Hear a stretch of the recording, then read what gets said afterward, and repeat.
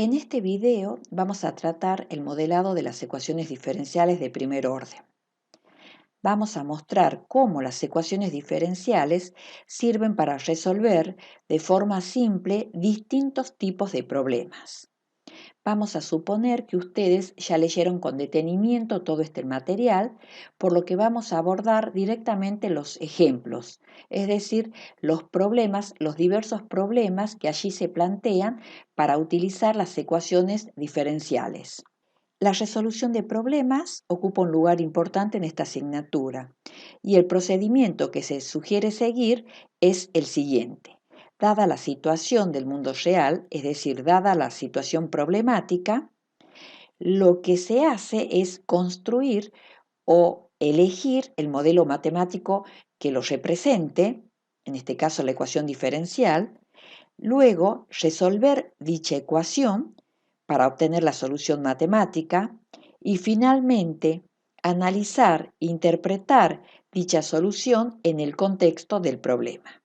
Vamos al ejemplo 18. Es un problema de población. En este caso, se conoce la población de lagartos en el año 1970 y en el año 1980 y se pide que estime la población en el año 2010 usando la ley de Malthus. Esta ley es una ecuación diferencial que plantea que la rapidez a la que crece la población en un cierto tiempo es proporcional a la población en ese momento. La variable x de t es población en el tiempo t y se define como población inicial en un instante t sub 0 a x sub 0. K, la constante de proporcionalidad, es positiva para indicar el crecimiento de la población. Vayamos a nuestro ejemplo. Definimos la variable x de t como la cantidad de lagartos en un tiempo t, en este caso medido en años. Vayamos a la interpretación de la información. Adoptamos un sistema de referencia y consideramos como el tiempo inicial al año 70. Luego el problema está planteado cuando elegimos la ecuación diferencial, en este caso la condición inicial y la condición adicional. Resolvemos. Encontramos la solución de la ecuación diferencial, en este caso aparece en términos de los parámetros c y k, los cuales se obtienen de manera muy simple usando la condición inicial y la otra condición que es la población de lagartos a los 10 años. Así obtenemos esta función que es la que nos permite predecir, en este caso, la cantidad de lagartos en un tiempo t. Se pide cuál es la población en el año 2010. De acuerdo a nuestro sistema de referencia, el tiempo t asignado será igual a 40. La población entonces estimada será de 187.500 lagartos. Claramente es una población que ha ido aumentando a medida que transcurrían los años. Y obviamente que tiene que ser un valor positivo porque la variable x representa cantidad. Vayamos ahora al ejemplo 19. Es un problema de decaimiento radioactivo o desintegración radiactiva. La ecuación diferencial que modela estos problemas es similar a la ley de Malthus. La diferencia radica en la interpretación de las variables y la constante de proporcionalidad. En este caso, x de t es cantidad de sustancia en un tiempo t y la constante de proporcionalidad también es positiva, pero está precedida de un signo menos para indicar el decaimiento. La interpretación de la ecuación diferencial en este caso nos dice que la rapidez de desintegración de una sustancia es proporcional a la cantidad de sustancia presente en el tiempo t. Vayamos al ejemplo 19. Es un problema que trata de una sustancia radiactiva o isótopo radiactivo en el cual a los 15 años se ha desintegrado el 0,043% de la cantidad inicial. Se pide hallar la vida media de ese isótopo sabiendo que la rapidez de desintegración es proporcional a la cantidad restante. Esta parte del problema se interpreta y nos permite plantear la ecuación diferencial de la que hablamos. Llamamos x sub 0 a la cantidad inicial y la información que tenemos que a los 15 años se desintegró el 0,043% de la cantidad inicial nos lleva a escribir que la cantidad presente que hay a los 15 años será igual al 100% al total de lo que había menos lo que se ha desintegrado, que es el 0,043%. Esa diferencia es la que nos da este 99,9% de la cantidad inicial. Luego, el problema está planteado cuando escribimos la ecuación diferencial, la condición inicial y esta condición adicional. Resolviendo la ecuación diferencial, usando x sub 0 como cantidad inicial, vamos a poder determinar el valor de la constante k. Finalmente, esta función queda en términos de x sub 0 y de la variable tiempo t. Se pide conocer la vida media de la sustancia radiactiva. Se llama vida media al tiempo transcurrido desde que la cantidad de sustancia es igual a la mitad de la cantidad original. Luego planteamos esta ecuación que es la que nos permite obtener el valor de t. X sub 0 en este caso no es relevante conocer, dado que la simplificación nos lleva a una ecuación en la variable t. De esta manera determinamos el tiempo estimado. Vayamos al ejemplo 20. También es un problema de decaimiento radiactivo. Esta ley se usa para fechar fósiles y que permite, conociendo la cantidad de sustancia que se encuentra en el fósil, poder dar la fecha o la edad de dicho fósil. X sub 0 es la cantidad inicial de sustancia y la función que permite estimar la cantidad de sustancia es la solución de la ecuación diferencial. Conociendo la vida media del carbono 14, podemos plantear esta ecuación que, simplificando x sub 0, nos queda una ecuación en K. El problema también nos plantea que la cantidad de sustancia encontrada en el fósil es la milésima parte de la cantidad original. Con esta información planteamos una ecuación en T, obtenemos los años que tiene el fósil. Vamos al ejemplo 21. Es un problema que se resuelve usando la ley de Newton. Esta ley lo que plantea es que, dada la temperatura de un cuerpo en un tiempo t, la rapidez con la que cambia dicha temperatura es proporcional a la diferencia entre la temperatura del cuerpo en un instante t y la temperatura del medio que lo rodea. Dada una taza de café caliente, se conoce cuál es la temperatura inicial del café, la temperatura a los 5 minutos y también se conoce la temperatura del cuarto. Resolvemos la ecuación diferencial. Con toda esta información vamos a poder obtener el valor de la constante, el valor del parámetro K y finalmente poder escribir la función T de T, que es la que nos permite predecir cuál es la temperatura del café en distintos momentos. En nuestro caso, la primera pregunta es determinar cuál es el tiempo transcurrido para que el café esté a 50 grados centígrados. Es una ecuación en T. Resolviendo esta ecuación nos da aproximadamente 20 minutos. La segunda parte del problema es cuál es el tiempo que tarda el café en alcanzar la temperatura de 21 grados centígrados.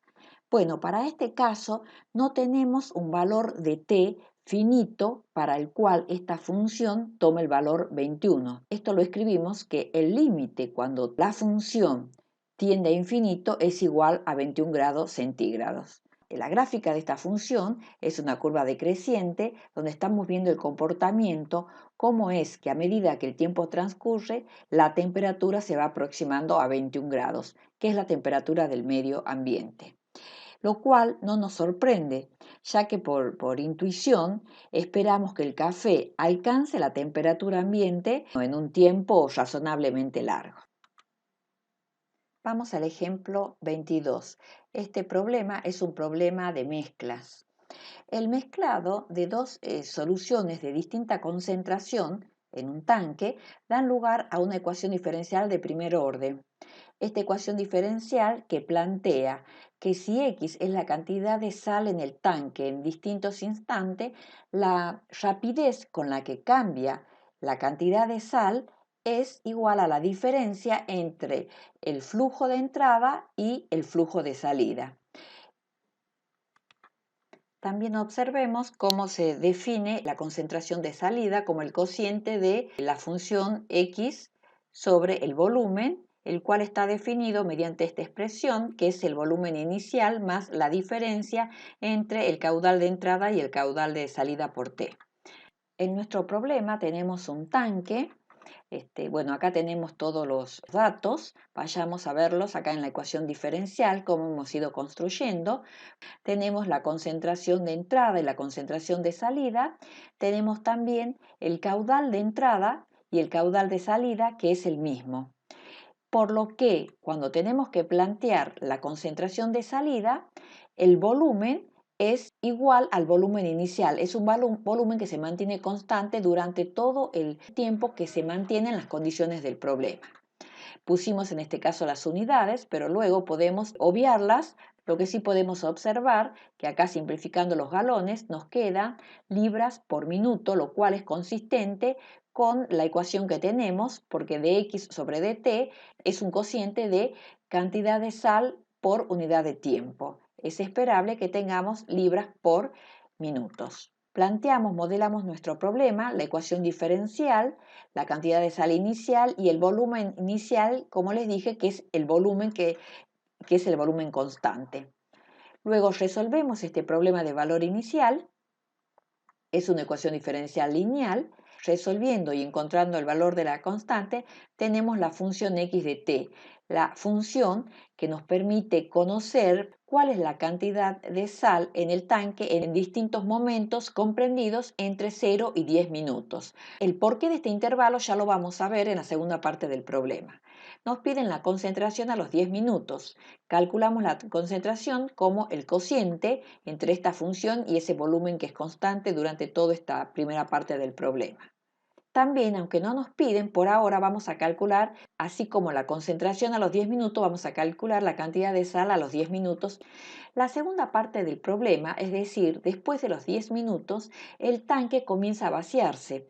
¿Por qué? Porque nos plantean que sigue entrando el mismo caudal, pero se aumenta la salida 1 galón por minuto, con lo cual el volumen es una función del tiempo, que a medida que el tiempo transcurre, el tanque se va a ir vaciando. Decimos que estamos frente a un problema de tanque a volumen variable. La ecuación diferencial tiene esta forma. Lo que tenemos que observar es el volumen, reemplazamos por la expresión obtenida, y el caudal de salida ahora es 6. A los 5 que tenía se le agregaron, lo que dice el problema, 1 galón por minuto más. La ecuación diferencial que nos queda es esta y la condición inicial es la cantidad de sal que hay a los 10 minutos. Ese sería el inicio de mi otra situación, que es un problema de tanque a volumen variable. Y así decimos que x de t tiene esta forma para los t mayores que 10.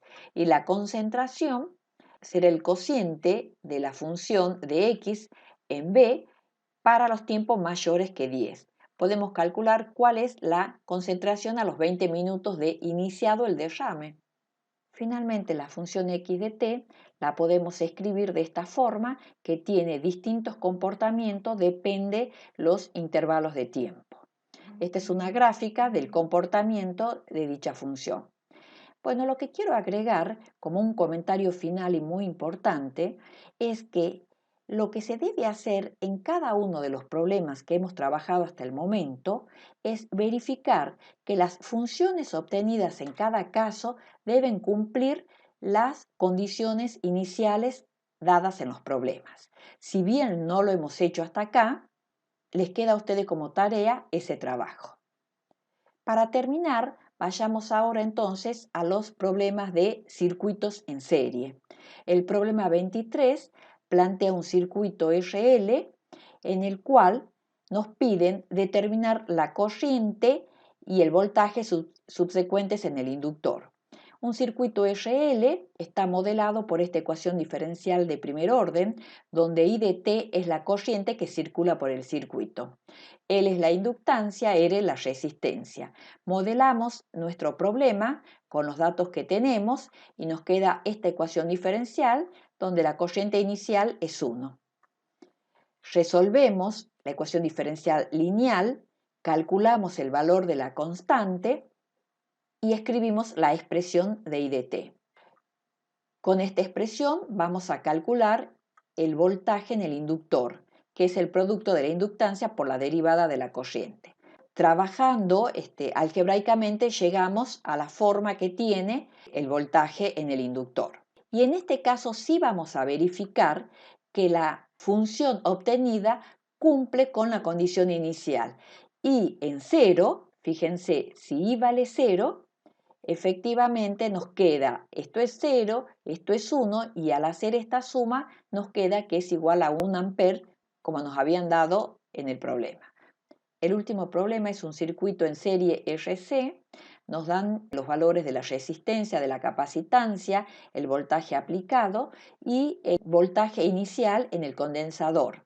Este voltaje, que es nulo, nos permite sacar cuál es la carga inicial en el capacitor. Modelamos este problema y lo que viene de acá en adelante a continuación les queda a ustedes para que observen en detalle, porque la verdad que los números son o muy grandes o muy chicos y tenemos que resolver la ecuación diferencial para encontrar Q de T, encontramos el valor de la constante, escribimos la expresión final Q de T, donde podemos verificar que si T es igual a 0, Q en 0 es 0, como habíamos planteado al inicio. Encontramos el voltaje en el capacitor, el voltaje en la resistencia, finalmente derivamos la carga para obtener la expresión de la corriente pedida.